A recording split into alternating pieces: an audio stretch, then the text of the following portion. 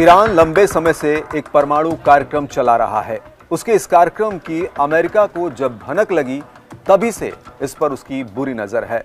वो ईरान को परमाणु संपन्न देश नहीं बनने देना चाहता, क्योंकि ईरान उसका पुराना दुश्मन है और दुश्मन का ताकतवर होना किसे पसंद होगा, यानी किसी को नहीं। ऐसे में अमेरिका हमेशा ईरान के इस परमाणु कार्यक्रम को बर्बाद करने में लगा रहता है।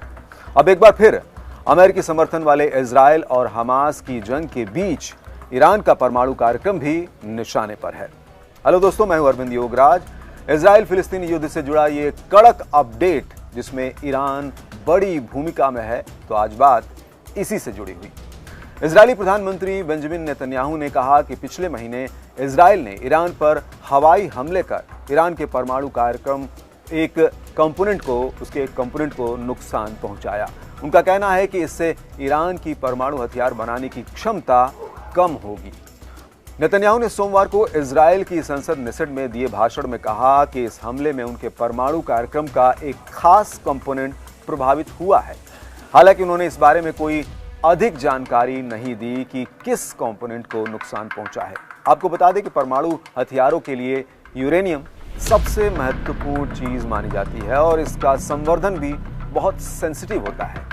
बीते 26 अक्टूबर को इजरायली लड़ाकू विमानों ने ईरानी सैन्य संपत्तियों को निशाना बनाते हुए 3 बार हमला किया। ईरान ने इजराइल पर करीब 200 बैलिस्टिक मिसाइलें दागी थी और इस तरह से इजराइल ने हिजबुल्लाह नेता जो वहां के हसन नसरल्लाह हैं और हमास नेता इस्माइल हानिये की हत्या कर दी थी। इसके बदले में ईरान ने इजराइल पर मिसाइल दागी थी। उधर इजराइल ने जब ईरान के परमाणु कार्यक्रम पर हमला किया तो वहां के सर्वोच्च नेता अली खामेनेई ने कहा कि हमलों को बढ़ा चढ़ाकर नहीं बताया जाना चाहिए और न ही कम करके आंका जाना चाहिए। संयुक्त राज्य अमेरिका में राष्ट्रपति जो बाइडेन ने हमलों से पहले कहा था कि वो ईरानी परमाणु स्थलों पर हमले का समर्थन नहीं करेंगे, क्योंकि इससे क्षेत्र में और अधिक तनाव बढ़ने की आशंका बढ़ जाएगी। उधर परमाणु कार्यक्रम पर हमले के इजरायली दावों पर ईरान ने अभी तक कोई टिप्पणी नहीं की है। पिछले हफ्ते ईरानी राष्ट्रपति मसूद पेजेश्कियन ने अंतर्राष्ट्रीय परमाणु ऊर्जा एजेंसी यानी IAEA के प्रमुख राफेल ग्रॉसी से कहा कि उनकी सरकार जनवरी में अमेरिका के नवनिर्वाचित राष्ट्रपति डोनाल्ड ट्रंप के शपथ ग्रहण से पहले अपने परमाणु कार्यक्रम से जुड़ी चिंताओं को दूर करने के लिए तैयार है। देखिए, ग्रॉसी ने कहा है कि ईरान के साथ परमाणु वार्ता में किसी नतीजे पर पहुंचना इस दिशा में एक नए विवाद को रोकने के लिए जरूरी था, खासतौर से ऐसे समय में जब ईरान पहले से ही गाजा और लेबनान पर हमलों को लेकर इजराइल पर भड़का हुआ है। ग्रॉसी ने इस बात पर भी जोर दिया कि ईरानी परमाणु स्थलों पर हमला नहीं किया जाना चाहिए।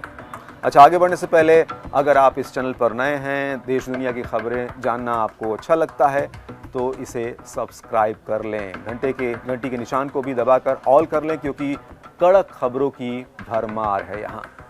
तो चलिए अब वापस मुद्दे पर, खबर पर लौटते हैं। अब ये भी जान लेते हैं कि क्या है ईरान का न्यूक्लियर प्रोग्राम और आखिर ये निशाने पर क्यों है। कहीं उस पर हो रहे इजरायली हमलों में अमेरिका की भूमिका तो नहीं है। देखिए, इन सब पहलुओं को सामने हम रखेंगे, लेकिन पहले आपको ले चलते हैं साल 2015 में, जहां पर लंबे समय से प्रयास से ईरान और अमेरिका सहित 5 अन्य देशों का परमाणु करार हुआ। इस समझौते पर पूरी दुनिया ने राहत की सांस ली थी और लोगों को उम्मीद थी कि ईरान के परमाणु कार्यक्रम से पैदा हुआ अंतर्राष्ट्रीय तनाव शांत होगा और पूरा विश्व फिर से ईरान के साथ अपने आर्थिक संबंध को बेहतर करेगा। हुआ भी ऐसा ही, लेकिन तत्कालीन राष्ट्रपति डोनाल्ड ट्रंप द्वारा इस परमाणु कार्यक्रम को, इस करार को तोड़ने से एक बार फिर से अंतर्राष्ट्रीय संकट की आशंका पैदा हो गई है। क्या है ईरान का परमाणु कार्यक्रम? तो 1950 के दशक में ईरान ने शांतिपूर्ण तरीके से परमाणु कार्यक्रम की शुरुआत की थी। बात तब बिगड़ी जब 2002 में ये बात सामने आई कि NPT यानी नॉन प्रोलिफरेशन ट्रीटी या परमाणु अप्रसार संधि पर हस्ताक्षर करने के बावजूद ईरान अपने नाभिकीय हथियारों को तेजी से इकट्ठा कर रहा है। इससे अंतर्राष्ट्रीय समुदाय में ईरान के परमाणु कार्यक्रम को लेकर चिंता बढ़ने लगी। अमेरिका समेत संयुक्त राष्ट्र सुरक्षा परिषद के सदस्य देशों को ईरान से एक प्रकार का खतरा महसूस होने लगा। और इसके बाद साल 2006 में संयुक्त राष्ट्र सुरक्षा परिषद ने ईरान पर कई तरह के प्रतिबंध लगा दिए। अमेरिका और यूरोपियन यूनियन ने भी ईरान पर कई आर्थिक प्रतिबंध लगा दिए। इससे दुनिया के देशों के साथ ईरान का व्यापार बंद होने लगा और ईरान की आर्थिक स्थिति खराब होने लगी। जुलाई 2015 की बात करें तो ऑस्ट्रिया की राजधानी वियना में सुरक्षा परिषद के सभी सदस्य देश अमेरिका, रूस, चीन, फ्रांस, ब्रिटेन, जर्मनी और यूरोपियन यूनियन ने ईरान के साथ एक परमाणु समझौता किया।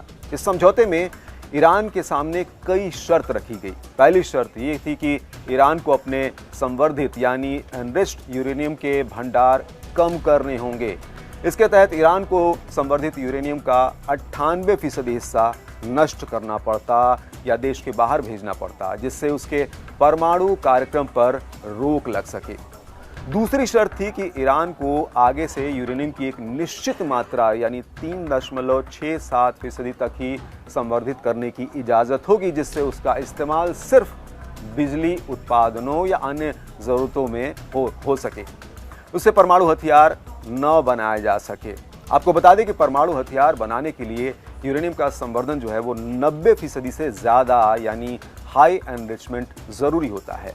और इसी तरह सेंट्रीफ्यूज मशीनों की संख्या कम करने से जुड़ी एक तीसरी शर्त थी। सेंट्रीफ्यूज ऐसी मशीन होती है जिससे यूरेनियम संवर्धन किया जाता है और तीसरी शर्त के तहत ईरान को लगभग 6000 सेंट्रीफ्यूज रखने की अनुमति होती, जबकि उसके पास कुल 19,000 सेंट्रीफ्यूज थे। अमेरिका ईरान के परमाणु कार्यक्रम को पूरी तरह से बंद करा नहीं सकता, क्योंकि जब दुनिया के अधिकतर देश परमाणु कार्यक्रम चला रहे हैं तब केवल ईरान को रोकना तर्कसंगत नहीं है। दूसरा, जब कोई देश शांतिपूर्ण उद्देश्यों यानी बिजली उत्पादन और अन्य चीज़ों के लिए परमाणु कार्यक्रम चला रहा होता है तो उस पर कोई आपत्ति भी नहीं करता। इधर ईरान भी अपने परमाणु कार्यक्रमों को शांतिपूर्ण ही बताता है, लेकिन विश्व के शक्तिशाली माने जाने वाले देशों के मन में उपजी आशंकाओं से ईरान का परमाणु कार्यक्रम निशाने पर रहता है। अब जब इजरायल ने ईरान के परमाणु कार्यक्रम पर हमला किया है तो इसमें अमेरिका की भूमिका की भी चर्चा जरूरी है। अभी तक आप ये समझ गए होंगे कि ईरान का परमाणु कार्यक्रम हमेशा से ही अमेरिका के निशाने पर रहा है।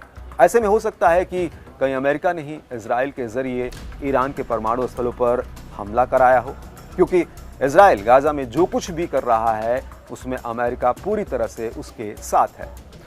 अमेरिका हथियार से लेकर खुफिया इनपुट तक इजरायल को दे रहा है। जानकारों का यह भी कहना है कि देखने में भले ही लग रहा है कि इजरायल और हमास युद्ध लड़ रहे हैं, लेकिन ये युद्ध इनडायरेक्ट तरीके से अमेरिका और ईरान ही लड़ रहे हैं।